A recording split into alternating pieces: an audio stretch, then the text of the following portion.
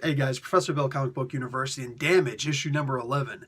This is a better issue, but again, I'm going to have that typical gripe with the cover. Why did you give us that cover when it doesn't happen until the very end? Okay, let's move on. So, this is Scorched Earth, Part 2. That's the story arc. The individual title is called A League of One. Storytelling, Alan Lopresti, he's on art, and Robert Venditti, writing. Inker, Matt Ryan. Colorist, Hi-Fi. Letterer, Tom Napolitano. Cover, Trevor Hairsine and Rain Barretto.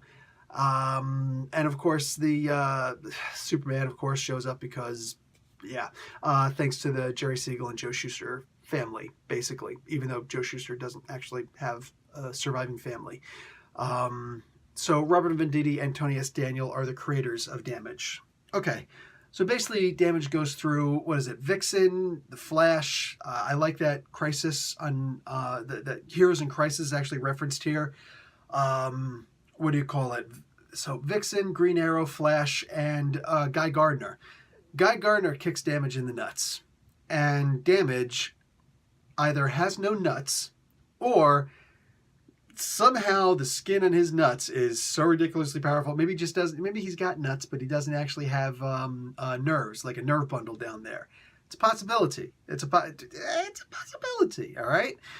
Either way, his male ovaries, the Mallories, he was unaffected, and he got really mad.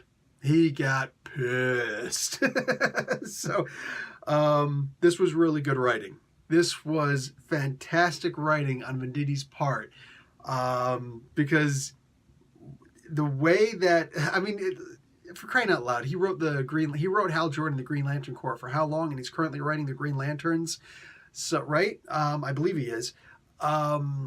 Dude, he knows Hal Jordan, all right, or excuse me, he knows Hal Jordan too. He knows the Green Lanterns, all right. He knows Green Lanterns. He knows Guy Gardner. So he played Guy Gardner perfectly, man. And Guy just going for that low blow and then keep on acting the way he did. When all of a sudden he got in close, a little bit too close for comfort, and then realized that Damage was ready to give a counterattack, he looked up. And I don't know if you've ever gotten into one of those fights before where you went after a guy who's just so much bigger than you, or somebody else got into a fight with you and you're so much bigger than that person. Either way, it works the same. And suddenly the one guy realizes, oops. And at this point, the look on his face is the same look that Guy Gardner has. It's that look of, I instigated this. I couldn't hurt him. He's about to hurt me really, really bad. And I deserve this. That's the look. And you got to give it to the art team on this also, man. This was played perfectly. That was probably one of my favorite scenes in modern comics, at least in 2018. That was a great scene. Great scene. At the end, I wouldn't have spoiled this if it wasn't on the cover, but Superman shows up. And he gives his solar beam, which, of course, is heat vision, which is the emphasis of his pure, unadulterated, raw power. Boom! Right? And what happens? Nothing. But Superman's not fazed. And although Elvis Avery is a little bit like, oh, what the frick? I finally get to meet Superman, even though it's like this.